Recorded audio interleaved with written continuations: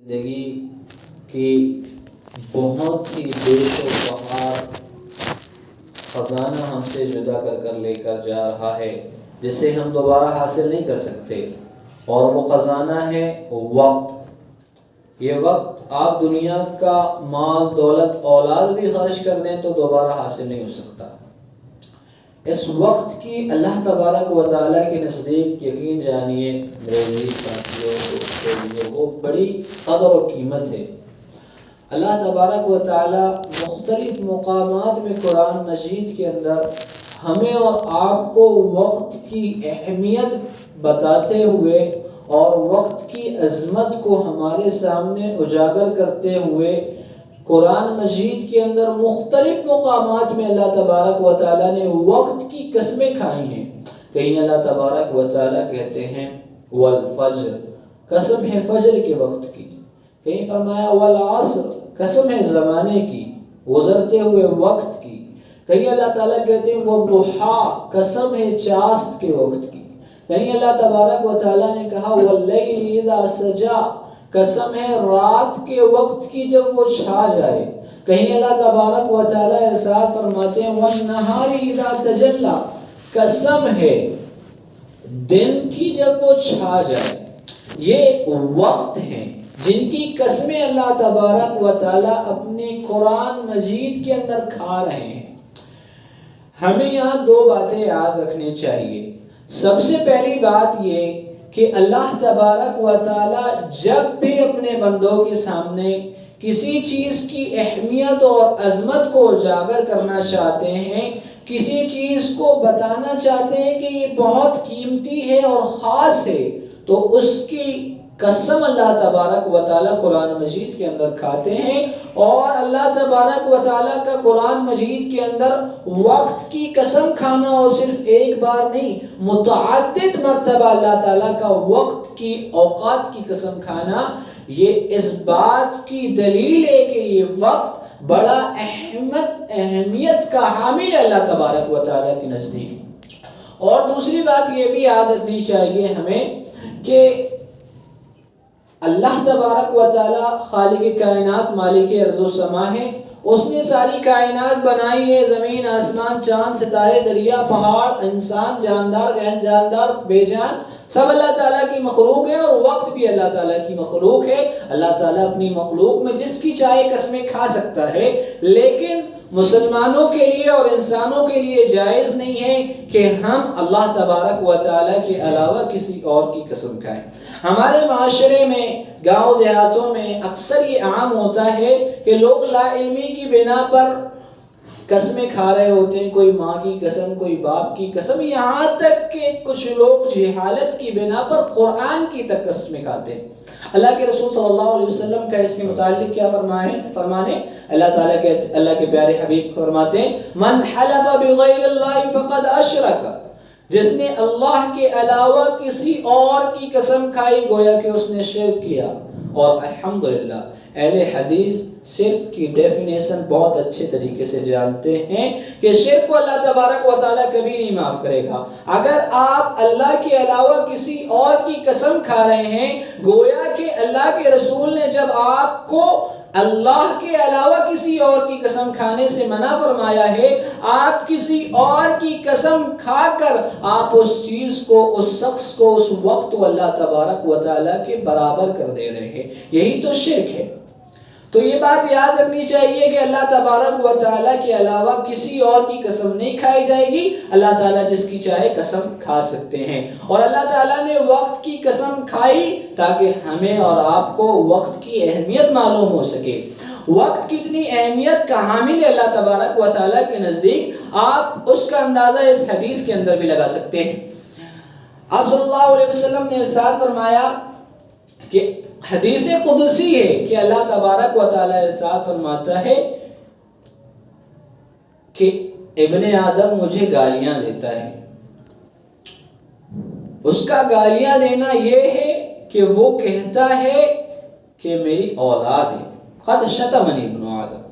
اور آگے فرمایا کہ اللہ تعالیٰ ارشاد فرماتے ہیں کہ آدم یعنی ہم اور آپ اللہ تعالیٰ کو ایذا اور تکلیف پہنچاتے ہیں۔ کیسے تکلیف پہنچاتے ہیں؟ اللہ تعالیٰ کہتے ہیں یسب الدہر، انسان زمانے کو گالیاں دیتا ہے، انسان کہتا ہے بڑا برا وقت چل رہا ہے، یہ کیسا وقت آ گیا ہے، بڑا خراب زمانہ آ گیا ہے۔ اللہ کے رسول فرماتے ہیں ایسے لفظ کا استعمال کرنا گویا کہ یہ وقت کو گالیاں دینے کے متشابہ ہے۔ اور اللہ تعالیٰ اسی حدیث کے اندر ارشاد فرماتے ہیں وَأَنَا الدَّهْرُ، انسان زمانے کو اور وقت کو گالیاں دیتا ہے، حالانکہ وقت تو میں ہی ہوں۔ اقلب اللیل فی النہار واقلب النہار علی اللیل، میں ہی تو دن کو رات پہ الٹتا ہوں اور میں ہی تو رات کو دن پر پھیر دیتا ہوں، گویا کہ وقت میری مٹھی میں ہے۔ اللہ تبارک و تعالی اس حدیث کے اندر وقت کو اپنے آپ سے تشبیہ دے رہے ہیں۔ میرے عزیز بھائیو، وقت کی اللہ تعالیٰ کے نزدیک کتنی اہمیت ہے، آپ گرچہ آج وقت کی اہمیت کو نہیں پہچانتے، لیکن اللہ تبارک و تعالی اس آیت کریمہ کے اندر آپ کو وقت کی اہمیت آپ کے سامنے اجاگر کرتے ہوئے فرماتے ہیں کہ آپ کو وقت کی اہمیت کا پتہ کب لگے گا؟ اللہ تعالیٰ فرماتے ہیں وَأَنفِقُوا مِمَّا رَزَقْنَاكُم مِّن قَبْلِ أَن يَأْتِيَ أَحَدَكُمُ الْمَوْتُ فَيَقُولُ رَبِّي لَوْلَا أَخَّرْتَنِي إِلَىٰ أَجَلٍ قَرِيبٍ فَأَصَّدَّقَ وَأَكُن مِّنَ الصَّالِحِينَ وَإِنَّ أَجَلَ اللَّهِ إِذَا جَاءَ لَا يُؤَخَّرُ لَوْ كُنتُمْ تَعْلَمُونَ۔ اللہ تعالیٰ کہتے ہیں لوگوں، ہم نے جو دیا ہے اس میں سے ہماری راہ میں خرچ کرو اس سے پہلے کہ موت کا فرشتہ تمہیں آگے دے۔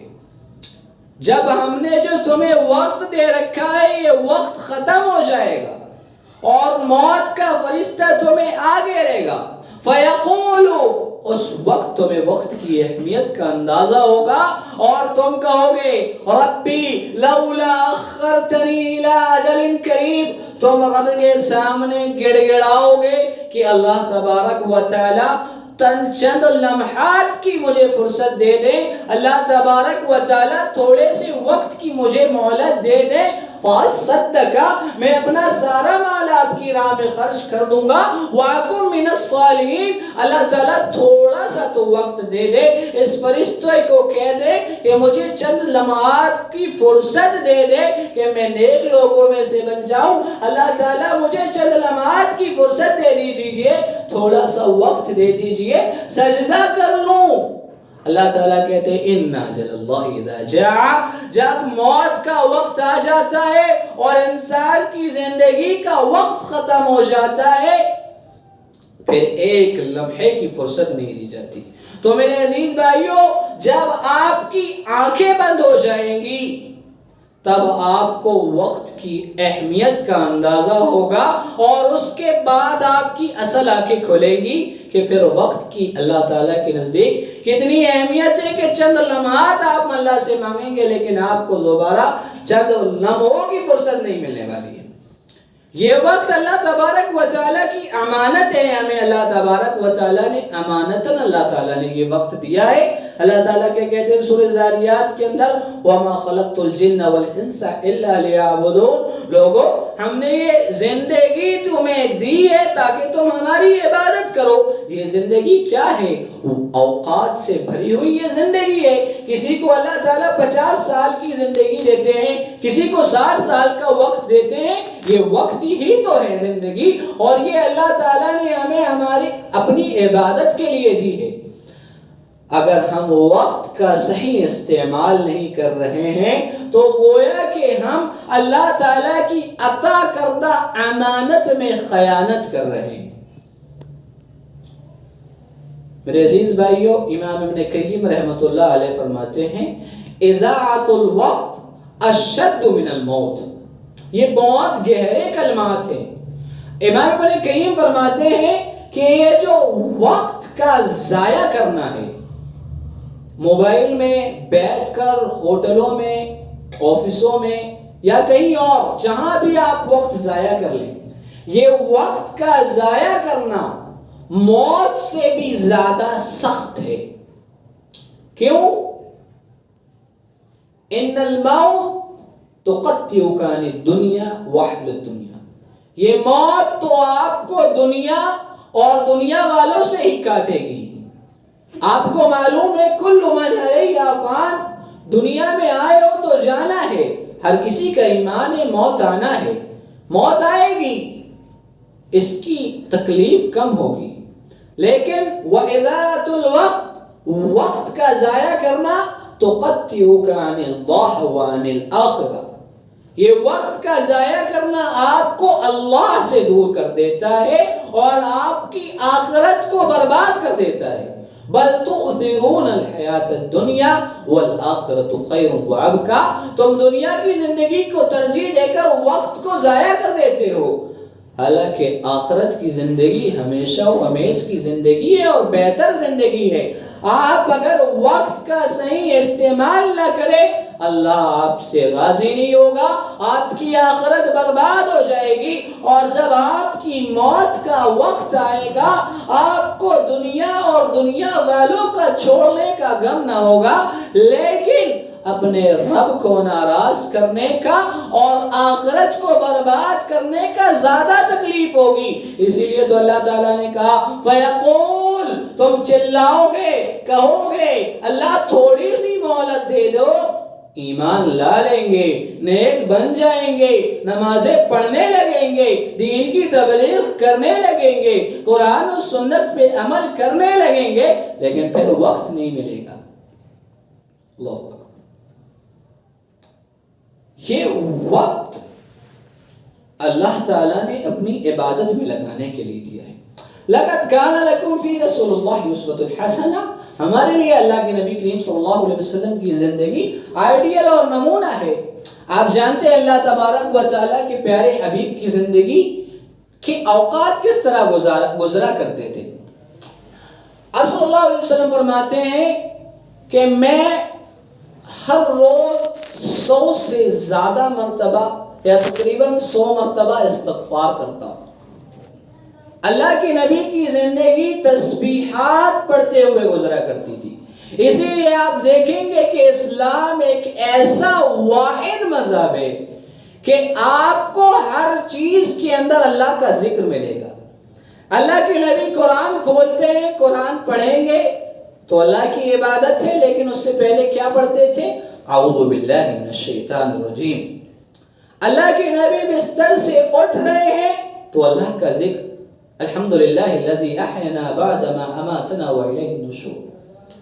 اللہ کے نبی سو رہے ہیں، اللہم باسمک اموت واحیا، اللہ کا ذکر۔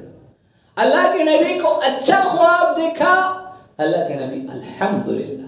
اللہ کے نبی کو برا خواب دیکھا، اللہ کے نبی ذکر کرتے ہیں اعوذ باللہ من الشیطان الرجیم۔ اللہ کے نبی کو نیند میں بے چینی گھبراہٹ ہو رہی ہے، اللہ کے نبی دعا کرتے ہیں، اللہ کا ذکر کرتے ہیں اعوذ بکلمات اللہ التامۃ من غضبہ وعقابہ وشر عبادہ من همزات الشیاطین وان یحضرون۔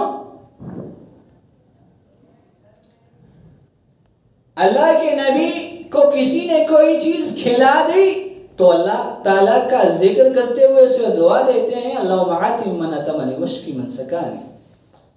اللہ کے نبی کھانا کھانے بیٹھے ہیں تو اللہ کا ذکر کرتے ہیں بسم اللہ۔ اللہ کے نبی کھانے سے فارغ ہوئے اللہ کا ذکر کرتے ہیں الحمدللہ الذی اتمنی ھذا ورزقنی من غیر حول منی ولا قوت۔ اللہ کے نبی کھانا کھانے سے پہلے بسم اللہ پڑھنا بھول گئے، اللہ کے نبی دعا پڑھتے ہیں بسم اللہ اولہ و آخرہ۔ آپ دیکھیں متعدد مرتبہ ہر مقام میں اللہ کے رسول نے دعا پڑھی۔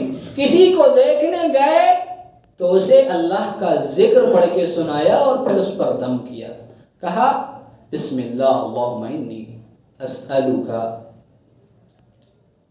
اللہم رب الناس عذب الباس واشفی انت الشافی لا شفاؤک الا شفاء لا یغادر سقما۔ کپڑے پہن رہے ہیں تو اللہ سے دعا کر رہے ہیں، اتار رہے ہیں تو اللہ سے دعا کر رہے ہیں، بازار میں داخل ہو رہے ہیں تو اللہ سے دعا کر رہے ہیں، بازار سے نکل رہے ہیں تو دعا کر رہے ہیں۔ اللہ کے نبی سفر سے جا رہے ہیں تو اپنے گھر والوں کو دعا دیتے ہوئے جاتے تھے، اور آپ اگر کسی کو سفر سے روانہ کرتے تب بھی اللہ کے نبی اللہ کا ذکر کرتے ہوئے لوگوں کو دعا دیا کرتے تھے۔ سواری پہ سوار ہو رہے ہیں تو اللہ کا دعا، اللہ کا ذکر کر رہے ہیں، دعا کر رہے ہیں۔ سواری اگر کسی جگہ قیام کرتی ہے تب بھی اللہ تبارک و تعالیٰ سے دعا کر رہے ہیں. سفر سے لوٹ رہے ہیں تب بھی اللہ تبارک و تعالیٰ سے دعا کر رہے ہیں. جانور ذبح کر رہے ہیں تب بھی اللہ کا ذکر کر رہے ہیں. آپ دیکھیں اللہ کے نبی صبح سے شام تک جس مقام پہ آپ دیکھیں اللہ کے نبی کی کوئی نہ کوئی دعا آپ کو مل جائے گی. اللہ کے نبی سو رہے ہیں تو اللہ کی عبادت کر رہے ہیں. آپ حدیث کی کتاب کھولیں آپ کو صاف ظاہر ہوگا کہ اللہ تبارک و تعالیٰ کے پیارے حبیب سونے سے پہلے آیت الکرسی پڑھا کرتے تھے, سورہ ملک پڑھا کرتے تھے, سورہ سجدہ پڑھا کرتے تھے, تینوں کل پڑھا کرتے تھے, جب لیٹتے تھے تو قل یا ایھا الکافرون پڑھا کرتے تھے, اور بہت ساری چیزیں اللہ کے نبی ہر روز کیا کرتے تھے. صبح و شام کے اذکار اللہ کے نبی نے بتائے جو ہم میں سے اکثر لوگوں کو نہیں معلوم ہوگا. یہ بتانے کا مقصد صرف یہ ہے کہ اللہ کے نبی کی زندگی جو ہمارے لیے آئیڈیل اور نمونہ ہے وہ کس طرح گزر رہی ہے, اللہ کی حمد و ثنا بیان کرتے ہوئے گزر رہی ہے, اور یہی تو اللہ تبارک و تعالیٰ کی عبادت ہے. ہمیں بھی چاہیے کہ ہم ہر وقت اللہ تبارک و تعالیٰ کیا کہتے ہیں, صرف نماز پڑھنا دین نہیں ہے.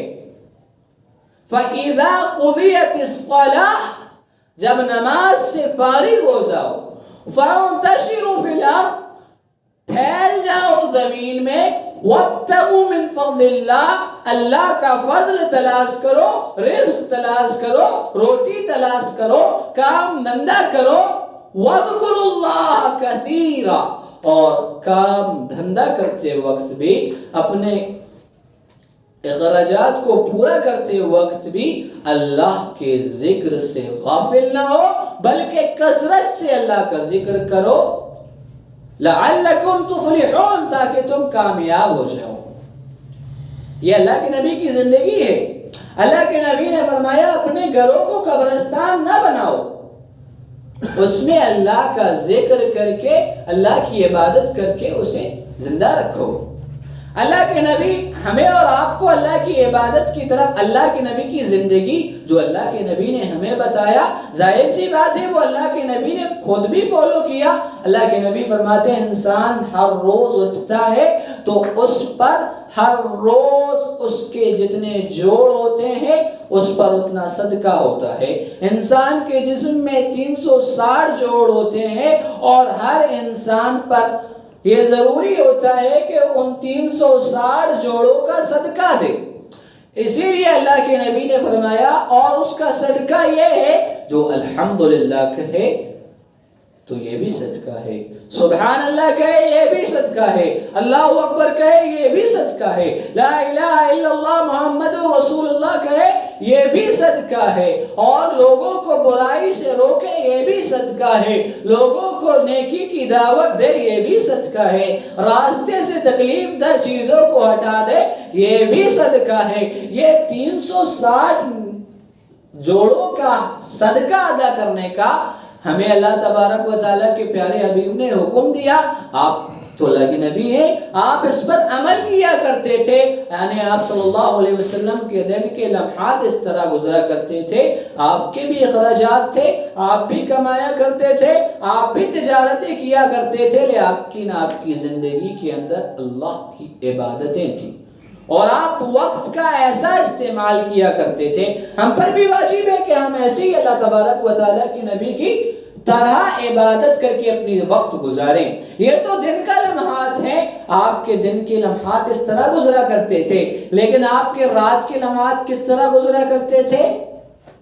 حضرت عائشہ صدیقہ رضی اللہ تعالیٰ عنہ فرماتی ہیں کہ میں جب بھی اٹھا کرتی رات میں بیدار ہوا کرتی تو آپ صلی اللہ علیہ وسلم کو اس حال میں پایا کرتی کہ آپ مصلی پر کھڑے ہیں اور اللہ کی عبادت کر رہے ہیں.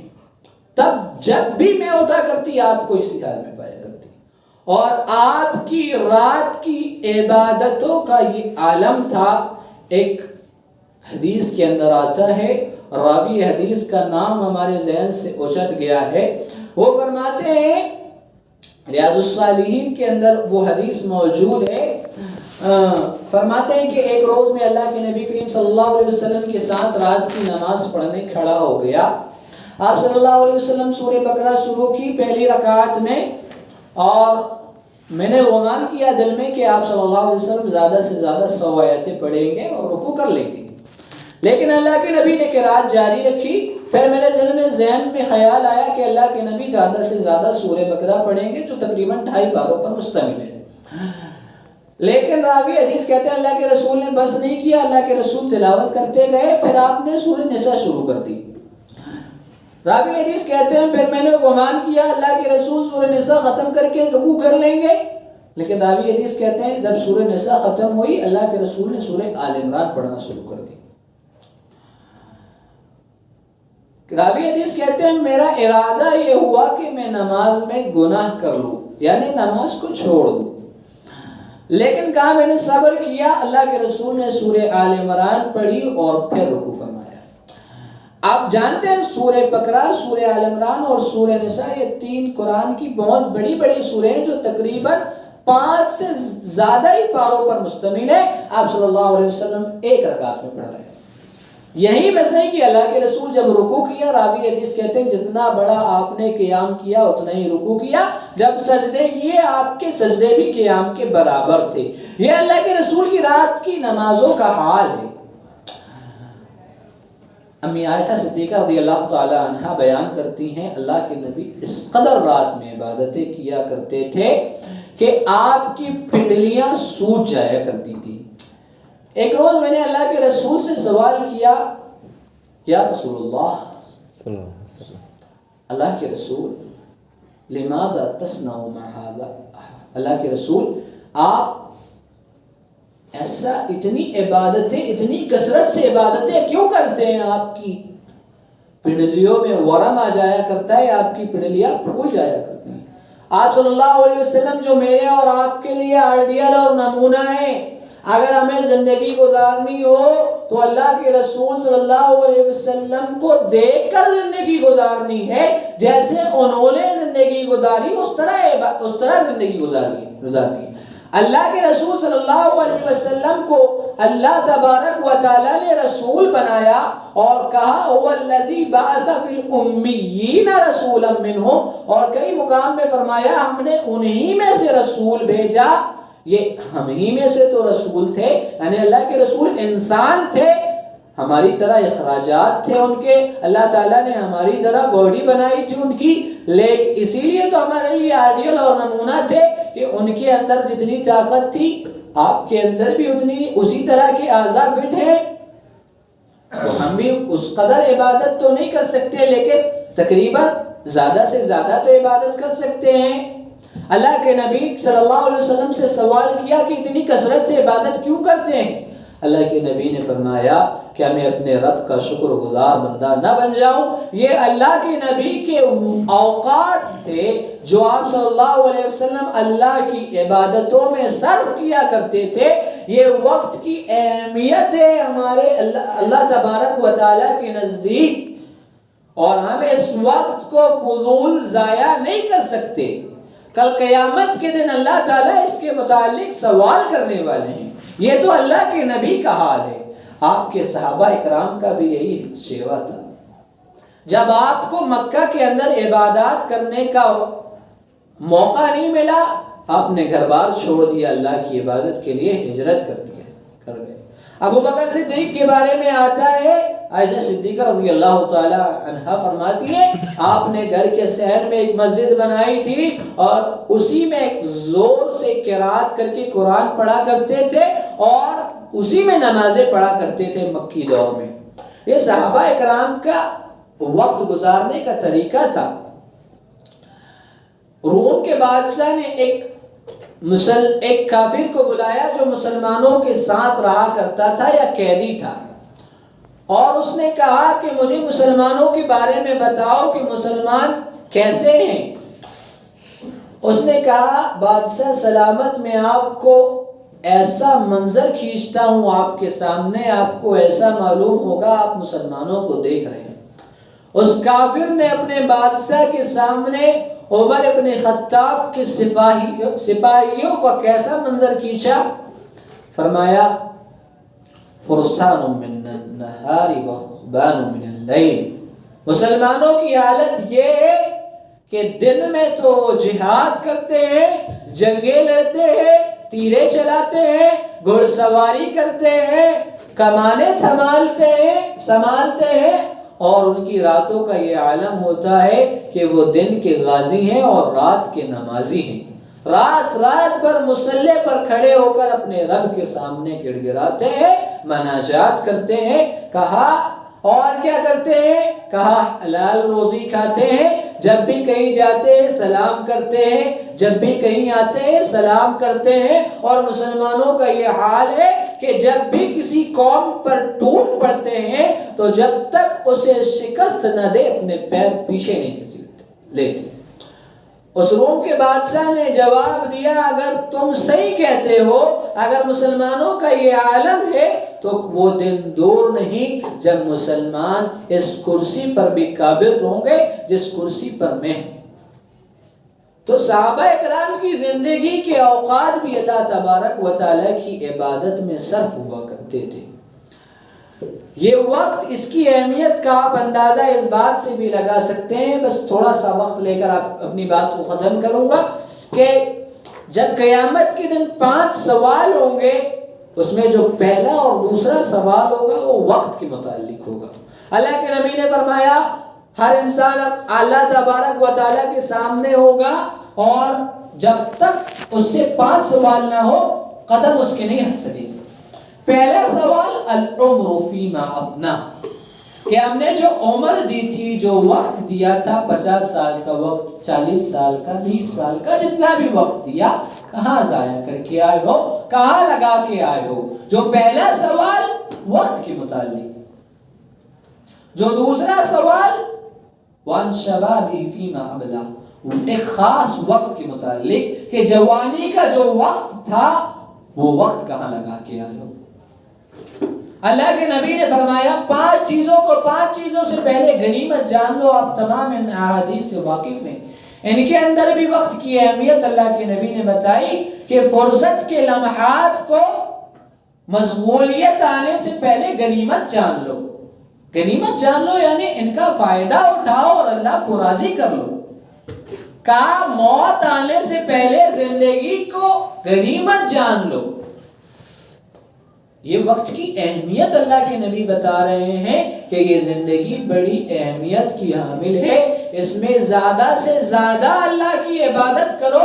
یہ وقت جو تمہیں ملا ہے اسے فضول ضائع نہ کرو۔ اللہ کے نبی نے فرمایا نعمتان مغبون اکثر من الناس، 2 نعمتیں ایسی ہیں جس میں اکثر لوگ اس سے فائدہ نہیں اٹھا سکتے، غافل ہیں اس سے۔ ایک نعمت صحت اور دوسری نعمت وقت۔ یہ 2 نعمتیں ہیں، اکثر لوگ اس سے فائدہ نہیں اٹھاتے، اور جس کا نقصان یہ ہوگا کہ انسان جنت میں چلا جائے گا، جنت ہی ہوگا۔ جنت میں جانے کے بعد اگر انسان کو کسی چیز کا افسوس ہوگا تو وہ یہی ہوگا کہ کاش میں نے جو زندگی دنیا میں گزاری اس کے اندر جو خالی وقت میں نے گزار دیا وہ بھی اللہ کی عبادت میں گزارا ہوتا تو کتنا اچھا ہوتا۔ جنت کے اندر کسی کو اگر کوئی افسوس ہوگا تو دنیا کے اندر وقت کو ضائع کرنے کا افسوس ہوگا۔ وقت کی کتنی اہمیت ہے۔ اللہ کے نبی نے فرمایا وقت سب سے بہتر انسان وقت وہ ہے جس کو اللہ تعالیٰ نے زیادہ وقت عطا فرمایا، جس کی عمر لمبی فرمائی اور اس کے عمل اچھے ہوئے۔ تو یہ اللہ تبارک و تعالیٰ کی نعمت ہے، اس کا صحیح استعمال کریں اور اس سے فائدہ اٹھائیں، اپنے رب کو راضی کریں، اسے ضائع نہ کریں موبائلوں میں، ادھر ادھر بیٹھنے میں اور غافل رہنے میں۔ اس وقت کا فائدہ آپ زیادہ اس طریقے سے استعمال کر سکتے ہیں کہ آپ کے شہر میں تبلیغ کے لیے آپ وقت نکالیں، لوگوں کو دین کی دعوت دینے کے لیے وقت نکالیں۔ یہ نہ سوچیں کہ کوئی فرشتہ آئے گا وہ دین کی تبلیغ کرے گا، یا کوئی پیغمبر تو آنے والے نہیں ہیں، کوئی عالم آئے گا وہ تبلیغ کرے گا۔ اللہ تعالیٰ کیا کہتے ہیں؟ اللہ تعالیٰ فرماتے ہیں تم بہترین امت ہو، اخرجت للناس تأمرون بالمعروف، تم نکالے اسی لیے گئے ہو تاکہ تم لوگوں کو بھلائی کی دعوت دو اور برائی سے روکو۔ یہاں اللہ تعالیٰ نے یہ نہیں کہا کہ علماء اکرام اسی لیے نکالے گئے ہیں کہ وہ لوگوں کو دین کی دعوت دے، برائی سے روکے۔ ہر انسان کے اندر ہی اللہ تبارک و تعالیٰ نے یہ فریضہ ہر انسان پر عائد کیا ہے کہ وہ لوگوں کو برائی سے روکے اور نیکی کی دعوت دے۔ آج کتنے ایسے مسلمان ہیں جو 3 گھنٹے 4 گھنٹے ٹاکیجوں میں حرام کام کرنے میں گزار دیتے ہیں، لیکن ان سے دین کی تبلیغ کے لیے آدھا گھنٹہ نہیں نکلا جاتا۔ ہم آپ سے یہ نہیں کہتے کہ آپ 40 دن کے لیے یہاں چلے جاؤ، 50 دن کے لیے وہاں چلے جاؤ، یہ تو جائز بھی نہیں ہے کہ آپ بیوی بچے چھوڑ کر ایسا کہیں بیٹھے رہیں، لیکن آپ اپنی استطاعت کے مطابق آپ سے جتنے ریلیٹیو ہیں یا آپ کے دوست بھائی ہیں یا آپ جہاں کام کرتے ہیں، اگر وہ غیر مسلم ہیں آپ ان کو اسلام کی دعوت دیں۔ اگر آپ ان کا عقیدہ خراب ہے آپ ان کو عقیدے کی دعوت دیں، اور یہ آپ کا کام ہے، کوئی باہر سے آنے والا نہیں ہے۔ آپ یہ نہ سوچے دین کا کام رک گیا ہے، کوئی عالم آ نہیں رہا ہے۔ عالم کا کام اللہ تعالیٰ جب بھیجے گا، اللہ تعالیٰ کی مرضی ہوگی بھیج دے گا، لیکن ہمارا ذمہ ہے کہ ہم دین کی تبلیغ کریں۔ تو ہمیں چاہیے کہ ہم خود صحابہ اکرام رضوان اللہ علیہم اجمعین علم سیکھا اور پھر لوگوں کو سکھایا۔ آپ ماشاءاللہ آج اللہ تعالیٰ نے اتنے وسائل کریٹ کر دیے ہیں کہ آپ صحیح عقیدہ موبائل میں بھی سیکھ سکتے ہیں۔ آپ تخریج کریں، ان عقائد پر اپنی پکڑ مضبوط کریں جو آپ کے معاشرے میں عام ہیں اور جو غلط عقائد ہیں، آپ ان پر پکڑ حاصل کریں، اس پہ روز کم سے کم آدھا گھنٹہ لگائیں کسی ایک عقیدے پر، اور اسے لکھ کر یاد کریں کہ اس عقیدے کا توڑ جو یہ کرتے ہیں دیتے ہیں تو یہ اس عقیدے کا توڑ یہ ہے۔ اس طریقے سے آپ تیاری کریں، آپ ہی خود اس لائق ہو جائیں گے کہ آپ لوگوں کو علماء اکرام جتنا کام نہیں کر سکتے اتنا آپ بھی کر سکتے ہیں ماشاءاللہ دین کا کام۔ ہمیں چاہیے کہ اپنا وقت کا صحیح استعمال کریں، فضول ضائع نہ کریں، زیادہ سے زیادہ تسبیحات پڑھیں، جو دعائیں نبوی دعائیں ہیں اللہ کے رسول صلی اللہ علیہ وسلم کی سنت سے ثابت ہیں، اس پر ان دعاؤں کو یاد کریں، اور جہاں اللہ کے رسول نے پڑھا ہے اسے اس مقام پر یاد کر کر پڑھیں، یاد کریں، اپنے گھر والوں کو بھی یاد کرائیں، اپنے گھروں کے اندر دین لے کر آئیں، اسلام لے کر آئیں۔ اللہ تبارک و تعالیٰ سے دعا ہے کہ اللہ تبارک و تعالیٰ ہمیں اس وقت کا صحیح استعمال کرنے کی توفیق عطا فرما، وقت کی عظمت اور اہمیت کو سمجھنے کی توفیق عطا فرما۔ اللہ تبارک و تعالیٰ ہمیں دین کا مبلغ بنا، دین کا علم حاصل کرنے والا بنا، دائی بنا، زیادہ سے زیادہ لوگوں کو ہم سے مستفیض فرما۔ اللہ تبارک و تعالیٰ جب تک اس دنیا میں رکھ، نمازی بنا کر رکھ، روزہ دار بنا کر رکھ، اسلام پر رکھ، صحیح معنوں میں مومن بننے کی توفیق عطا فرما، مسلمان بننے کی توفیق عطا فرما۔ جب ہمارا خاتمہ ہو دین میں ہو، اسلام میں ہو، ہمارے آخری کلمات لا الہ الا اللہ محمد رسول اللہ ہوں۔ وآخر دعوانا